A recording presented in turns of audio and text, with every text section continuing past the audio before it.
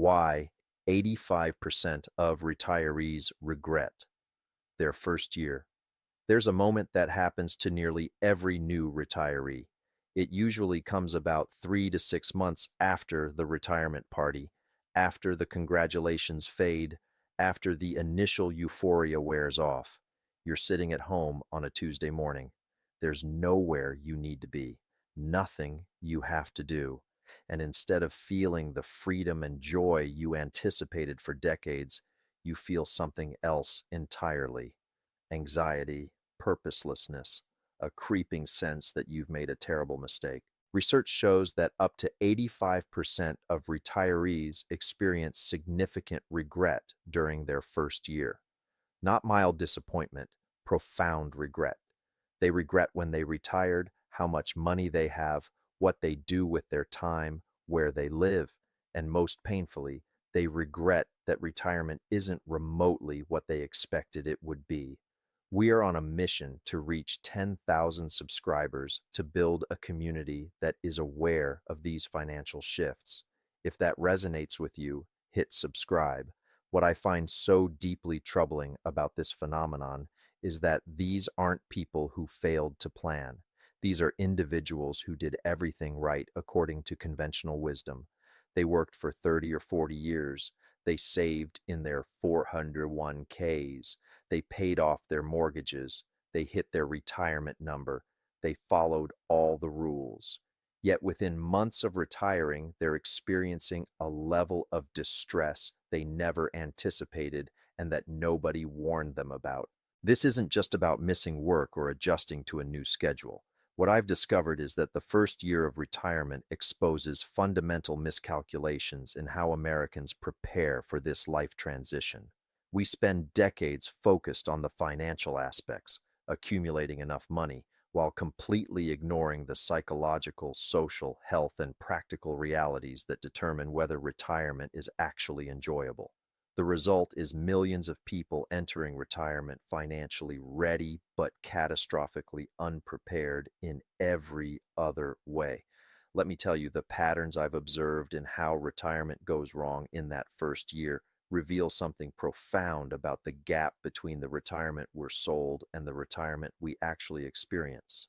And understanding these patterns before you retire can mean the difference between thriving and merely surviving through what should be the best years of your life. The single most common regret I hear from new retirees has nothing to do with money. It's about identity. For 40 years, when someone asked, "What do?" you had an answer. You were a teacher, an engineer, a nurse, a manager. Your work defined you. It gave you purpose, structure, and social proof of your value. Then you retire, and suddenly that identity vanishes. What I find particularly striking is how unprepared people are for this psychological shock. A man who spent 35 years as a corporate executive retires at 65. For the first month, it's wonderful. He sleeps in, plays golf, takes a vacation. But by month 3, he's struggling. He goes to a social gathering and someone asks what he does. He says, "I'm retired." The conversation dies. There's nothing more to say. He's no longer the executive with interesting projects and industry insights. He's just another retiree. The psychological research on this is clear. Work provides what researchers call the 6 latent functions: time structure, social contact, collective effort and purpose, social identity, regular activity, and a sense of personal status. When you retire, you lose all 6 simultaneously. It's like having 6 load-bearing walls removed from a building at once. The structure collapses. What makes this particularly devastating is that most people don't realize how much of their self-worth was tied to their professional identity until it's gone. A woman who was a respected physician for 30 years retires. She expected to feel liberated from the demanding schedule and administrative hassles. Instead, she feels invisible. Nobody seeks her medical opinion anymore. The respect and deference she received for decades evaporates. She's just another senior citizen at the grocery store. This reminds me of what psychologists call role exit. the process of disengaging from a central role that's been fundamental to your identity. It's similar to what athletes experience when they retire from professional sports. They go from being celebrated performers to has-beens almost overnight. The transition is traumatic because it's not just about stopping an activity, it's about losing a core part of who you are. The financial implications of this identity crisis are significant. Some retirees try to fill the void by overspending, expensive hobbies, excessive travel, buying things they don't need, trying to recreate a sense of purpose through consumption. Others return to work within months, not because they need the money, but because they can't tolerate the purposelessness. Studies show that 27% of retirees return to work within a year, and for most, it's not financial necessity, it's psychological survival. The second major regret centers on social isolation. When you work, your social life is largely built in. You see colleagues every day. You have work friends. You attend meetings, conferences, company events. You might not have realized it, but your job was providing the majority of your social interaction. Then you retire, and that entire social infrastructure disappears overnight. Here's what actually happens to most retirees. Your work friends promise to stay in touch. For the first few weeks, maybe they do. You meet for lunch once or twice, but then reality sets in. They're still working. They're busy. They have work to discuss that you're no longer part of. The lunches become less frequent. The calls stop. Within 6 months, most of those relationships have faded. You're no longer in the loop because you're no longer in the workplace. What I find so heartbreaking is how unprepared people are for this loss. A man retires from a career in banking. He had dozens of colleagues he considered friends. He attended happy hours, sports events, charity functions with these people. 6 months into retirement, he realizes he hasn't heard from any of them in weeks. When he reaches out, conversations feel forced. He's no longer relevant to their daily lives. The loneliness is crushing. Research from the University of Michigan found that retirees lose an average of 60% of their social network within the first year. For many people, especially men who derive most of their friendships from work, this represents devastating social isolation. They go from daily interaction with dozens of people to spending days alone with only their spouse for company.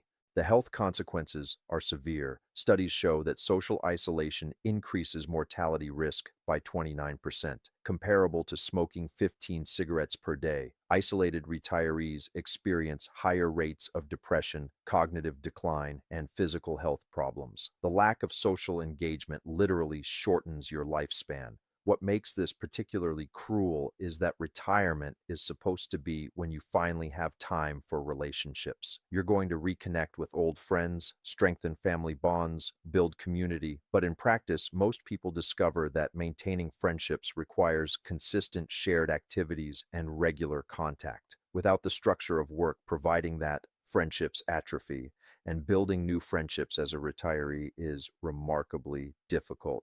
Where do you meet people? How do you form connections when you're no longer thrown together daily with colleagues? This connects to what sociologists call propinquity, the tendency for people to form relationships based on physical proximity and repeated unplanned interactions. Work provides this naturally. Retirement doesn't. Unless you actively create environments with propinquity, regular clubs, volunteer commitments, classes, you'll struggle to form new, meaningful relationships. Here's a regret that catches couples completely off guard. Retirement dramatically increases marital stress. Couples who had solid, stable marriages for decades suddenly find themselves in conflict. They're spending 24 hours a day together for the first time since before they had careers, and it's not going well. The pattern I see repeatedly is this. A couple retires expecting to finally enjoy time together, but within months, tensions emerge. The husband, who's been at the office for 40 years, is suddenly home all day. He disrupts his wife's routines. He wants to be involved in household decisions he previously had no input on. He's underfoot. She feels her personal space has been invaded. What was supposed to be togetherness feels like suffocation. Research from the Institute for Fiscal Studies found that women's marital satisfaction drops significantly when their husbands retire, while men's satisfaction typically increases. This creates a dynamic where the husband is happier because he finally has companionship and freedom from work stress, while the wife is miserable because her autonomy and routines have been disrupted. It's a recipe for serious conflict. What I find particularly problematic is how couples fail to discuss expectations before retirement. They assume they both want the same things, but often one spouse imagined constant togetherness, traveling together, doing activities together, being joined at the hip. The other spouse imagined having time for individual pursuits, maintaining separate friendships, and retaining personal space. These conflicting expectations create resentment that poisons the early retirement years. The financial stress compounds this. If the couple retired without adequate savings, or if market downturns have damaged their portfolio, financial anxiety seeps into every interaction. Arguments about spending, about whether they can afford certain activities, about whether they should downsize or move, all of this creates friction that didn't exist when both were working and earning. Divorce rates spike in the first 2 years of retirement. One study found that retirement increases the probability of divorce for those in low-quality marriages by 45%. These are couples who stayed together during the working years because they were busy, had separate lives, and didn't spend enough time together for the underlying problems to surface. Retirement forces them into constant proximity, and the marriage can't sustain it. This is reminiscent of what marriage researchers call pursuer-distancer dynamics. One partner wants more closeness and connection, pursuing the other. The other wants more space and independence, creating distance. Retirement intensifies this pattern because the pursuer suddenly has unlimited time to pursue, while the distancer has nowhere to retreat. The dynamic that was manageable when both were busy becomes intolerable. Here's a regret that's both surprising and terrifying. Many people's health declines rapidly in the first year of retirement, not because they're older, they're only a year older than when they were working, but because retirement removes structure, purpose, and daily activity that was keeping them functional. The research on this is striking. A study published in the Journal of Health Economics found that complete retirement leads to a 5 to 16% increase in difficulties with mobility and daily activities, a 5 to 6% increase in illness conditions, and a 6 to 9% decline in mental health. Retirement, particularly for those who retire completely and abruptly, is bad for your health. What I find so fascinating about this is that it contradicts everything we're told about retirement. The narrative is that work stress is killing us, that retirement will reduce stress and improve health. But for many people, the opposite occurs. Work was providing daily physical activity, even if just walking to the car and around the office. Work was providing cognitive stimulation, keeping the mind sharp. Work was providing purpose and social connection, which are protective factors for mental and physical health. When all of that disappears, many retirees slip into sedentary lifestyles. They sit on the couch watching television for hours. They stop maintaining regular sleep schedules. Their cognitive function isn't challenged. Within months, they've gained weight, their cardiovascular health has declined, and they're experiencing cognitive fog that wasn't present when they were working. The depression rates are alarming. Studies show that clinical depression affects 18 to 20% of retirees, significantly higher than the working age population. The combination of lost identity, social isolation, lack of purpose, and financial anxiety creates a perfect storm for depression. And depressed individuals are less likely to exercise, eat well, or engage in social activities, creating a downward spiral. What makes this particularly tragic is that retirees often don't recognize they're depressed. They think they're just adjusting or taking it easy. They normalize the lack of energy, the loss of interest in activities, the persistent sadness. Family members often don't intervene because they assume the retiree is just getting used to a new lifestyle. By the time the depression is recognized and treated, months or even years have been lost. This connects to research on use it or lose it in aging. The brain and body both atrophy without regular challenge and stimulation. Work, despite its stresses, forces you to use your cognitive abilities, maintain physical activity, and engage socially. Retirement removes those forcing functions. Unless you intentionally replace them with equally demanding activities, decline is inevitable. Now let's talk about the financial regrets, because they're substantial and they hit fast.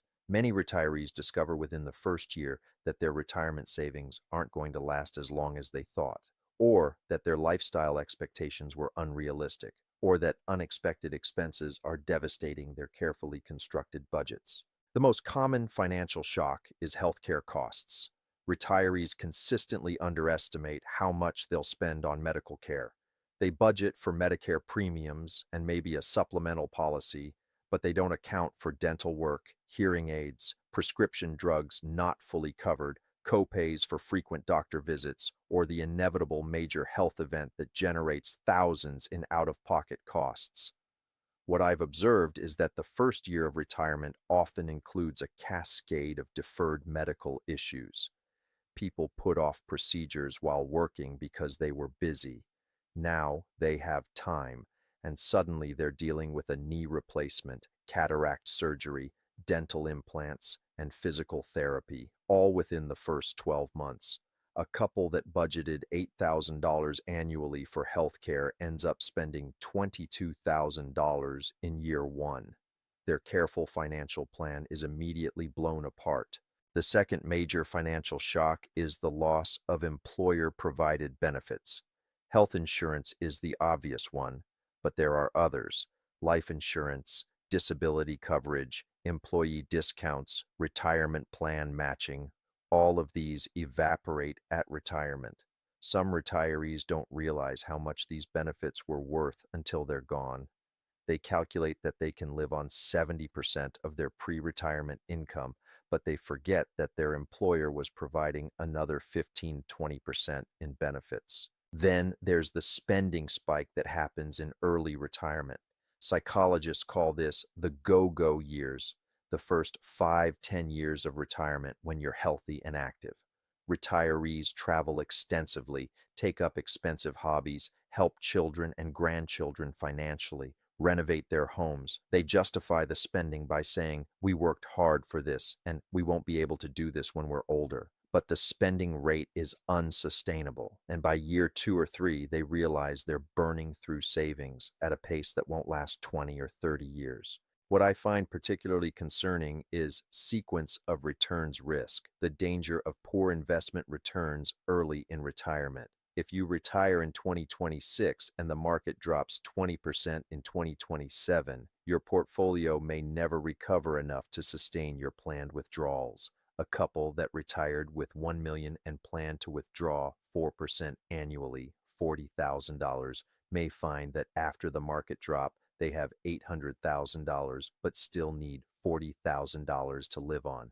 That's now a 5% withdrawal rate, which is unsustainable. Within a few years, they realize they're going to run out of money. This is similar to what business strategists call runway: how long a company's cash reserves will last at current burn rates. Many retirees discover in year one that their runway is much shorter than they calculated. They either need to dramatically reduce spending or they need to consider returning to work. Neither option is appealing, and both generate profound regret about the timing of retirement. Here's a regret that sounds trivial but becomes existentially crushing. Retirement is boring. After decades of structured days, demanding work, and constant stimulation, many retirees discover that unstructured time is deeply unsatisfying. The freedom they craved becomes oppressive. Days blend together. They watch too much television. They scroll social media. They go to the same restaurants. They have nothing meaningful to look forward to. The pattern typically emerges around month 3 to 6. The initial vacation phase ends, the honey-do list is completed, the travel plans are executed, and then what? You wake up on a Tuesday with nothing scheduled, nothing required, nothing particularly interesting to do. By noon, you're restless. By evening, you're wondering if this is really what the next 20 years will look like. What I find so striking is how unprepared high-achieving people are for this. A woman who spent 30 years in a demanding medical career retires. She imagined she'd paint, read, garden, volunteer. But painting doesn't provide the same satisfaction as saving lives. Reading feels indulgent and pointless compared to the important work she was doing. Gardening is fine for an hour, but then what? Volunteering is less stimulating than she expected. Nothing provides the sense of accomplishment and importance that her career provided. Research from Harvard Business School found that retirees who struggle most are those whose work identity was strongest and whose jobs were most intellectually demanding. These individuals derived significant satisfaction from solving complex problems, leading teams, and making important decisions. Retirement hobbies can't replace that. Playing golf or traveling, while pleasant, don't provide the same depth of engagement. The psychological term for this is understimulation, when your environment doesn't provide sufficient challenge or novelty to keep you engaged. It's the opposite of stress, but equally damaging to well-being. People need optimal levels of stimulation. Too much creates anxiety. Too little creates depression and cognitive decline. Many retirees find themselves chronically understimulated, and the boredom becomes a form of suffering.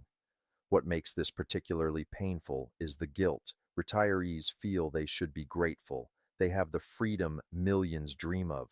They don't have to work. They can do whatever they want, but somehow whatever they want isn't satisfying. They feel ungrateful for complaining about boredom when they're supposed to be enjoying the best years of their lives. This guilt prevents them from acknowledging the problem and taking action to address it.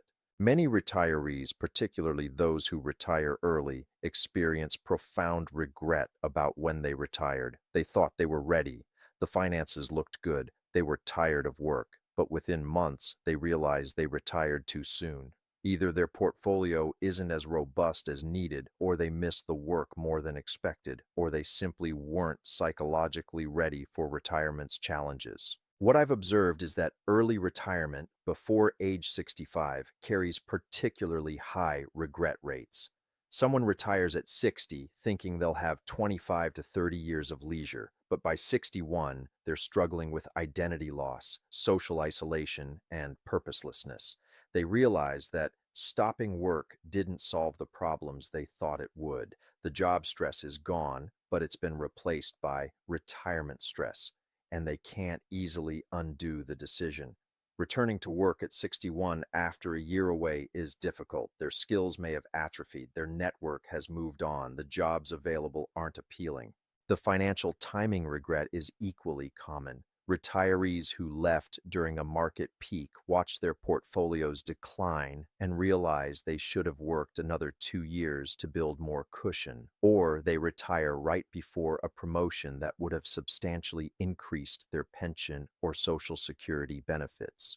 Or they leave without understanding how a few more years would have dramatically improved their financial security. Research shows that each additional year of work past age 62 can increase your retirement security by 7 to 9%, primarily through additional savings, compound growth, and higher Social Security benefits. Someone who retires at 62 versus 65 may have 20% less total retirement income for the rest of their life. That difference is the margin between comfortable and stressed in retirement. What I find particularly tragic are the retirees who were effectively pushed out. Early retirement offers, corporate restructuring, health issues, and accepted retirement before they were ready because they felt they had no choice. Within a year, they regret not fighting harder to stay, not negotiating a different arrangement, not looking for a different job instead of retiring. They feel their career ended prematurely and they're not ready for what comes next. Let me be very direct about the steps you need to take before retiring to avoid these common regrets. Create identity beyond work. Years before retirement, develop interests, hobbies, volunteer roles, or part-time work that can provide purpose and identity after your career ends. You need an answer to what do you do that isn't I'm retired. Build non-work friendships. Invest in friendships outside work. Join clubs, take classes, attend religious services, volunteer, create social structures that aren't dependent on your employment. These relationships will be crucial when work friendships fade. Discuss expectations with your spouse. Have explicit, detailed conversations about how you'll spend time in retirement. How much togetherness versus independence? What activities will you do separately? How will you handle household responsibilities? Don't assume you're on the same page. Test drive retirement. If possible, take an extended leave or sabbatical to experience what retirement feels like. 3 to 6 months without work structure will reveal whether you're actually ready or whether you need more time. Overestimate healthcare costs. Budget at least 50% more for healthcare than you think you'll need. The first year almost always includes unexpected medical expenses. Better to be pleasantly surprised than financially stressed. Plan your days. Before retiring, create a realistic schedule of how you'll spend your time. Not vague ideas like travel or relax, but specific activities on specific days. If you can't fill 40, 50 hours per week with genuinely satisfying activities, you're not ready. Consider phased retirement. Instead of stopping work abruptly, negotiate part-time work, consulting arrangements, or seasonal employment. This provides income, identity, social connection, and structure while allowing more freedom than full-time work. Strengthen your purpose. Identify what will provide meaning and purpose after career ends. For some, it's grandchildren. For others, it's volunteer work or creative pursuits. But it needs to be something substantive that makes you feel your life matters. What I want to leave you with is an understanding that the 85% regret rate in the first year of retirement isn't about people being ungrateful or unprepared. It's about a fundamental mismatch between what retirement is sold as and what it actually is. We're told retirement is freedom, leisure, and reward for decades of hard work. The reality for most people is loss of identity, purpose, social connection, structure, and relevance. The retirement industry, financial advisors, retirement planners, investment companies focuses almost exclusively on the financial question. Do you have enough money? But having enough money is necessary, but not sufficient for a successful retirement. You also need social capital, psychological preparedness, meaningful activities, strong relationships, and good health. Most people retire with adequate financial capital, but catastrophically low levels of everything else. What I find so troubling is that this information isn't hidden or controversial. The research on retirement challenges is extensive and consistent. Yet millions of people enter retirement every year completely blind to these issues. They discover the truth about retirement only after they've made irreversible decisions and found themselves miserable in circumstances they can't easily escape. The first year of retirement is when the gap between expectations and reality becomes painfully clear. It's when the fantasy of endless leisure confronts the reality of purposelessness.